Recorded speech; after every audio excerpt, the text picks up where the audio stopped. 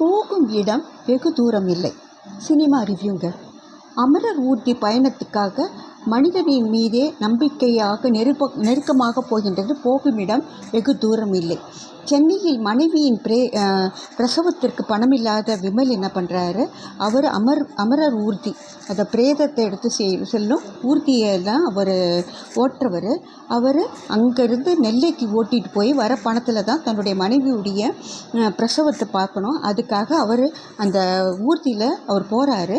அந்த ஒரு முதியவருடைய பணத்தை எடுத்துக்கிட்டு. அப்போ போகிற வழியில் கருணாஸ் ஒரு நடன கூத்து கலைஞராக வராரு. அவரை ஏற்றிக்கிறாரு. அப்புறம் ஒரு முதியவரை ஏற்றிக்கிறாரு. அப்புறம் ஒரு 2-3 பேரை ஏற்றிக்கிறாரு. இதில் நடக்கிற கதை தான்.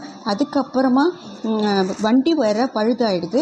இதெல்லாம் தாண்டி அந்த பிரேதத்தை அவர் நெல்லைக்கு கொண்டு போய் சேர்த்தாரா, இதில் ஆணவ கொலை, அந்த இதில் நடுவில்